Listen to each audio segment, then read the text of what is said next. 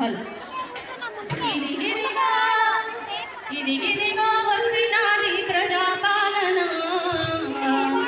ఇందిరమ్మ రాజ్యం వచ్చే పల్లె పల్లెనా ఇదిగిదిగా వచ్చినాది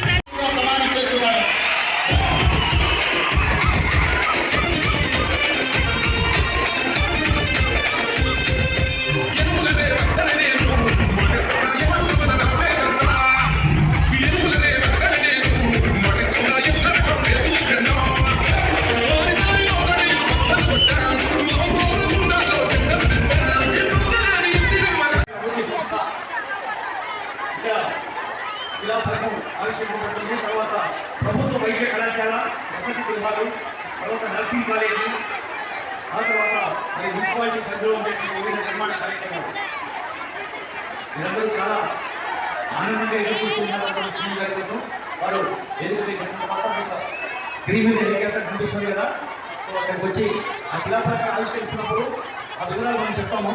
ఆ తర్వాత వేదికపైకి వస్తూనే మీ దగ్గరికి వచ్చి విష్ చేస్తారు. అప్పుడు ఇందాక మీరు చూపించిన ఆ ఆనందాన్ని, ఆ డాన్సులు, ఆ చేయూపులు, గాలిదారులు ఎంత అది మన గుండె మీద ఒక అమ్మ నడిపించే అవకాశం ఉంటుందని తెలియజేస్తూ రఘు గారు.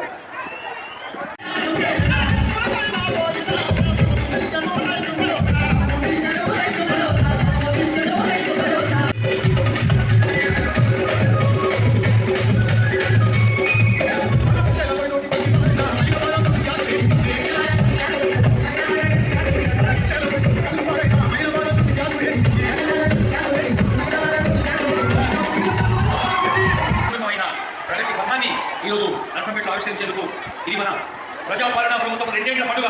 పండుగంటే ఆనందం, పండుగంటే అనురాగం, పండుగంటే ఆత్మీయత. ఆ పండుగ సంబరం మీ అందరిలో కనబడాలి.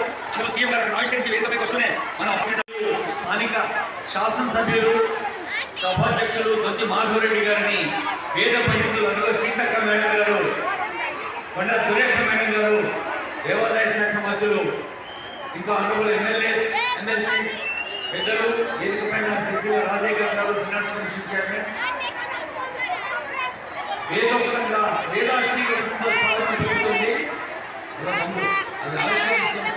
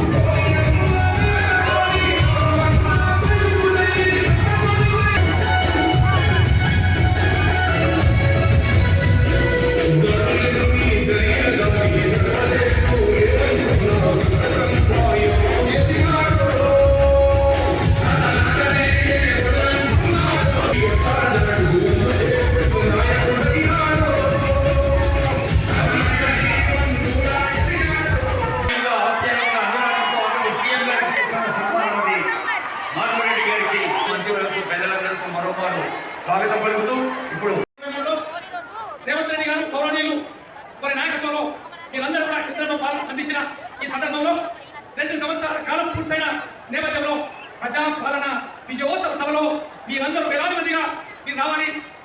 మన రాష్ట్ర ముఖ్యమంత్రి గారు ప్రీతమ నాయకులకి రేవంత్ రెడ్డి గారికి ఆశీర్వదించాలని మీరందరూ చెప్పి పిలిచిన ఈ సందర్భంలో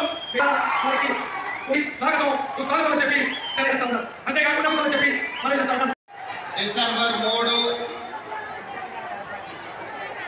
2023 నాడు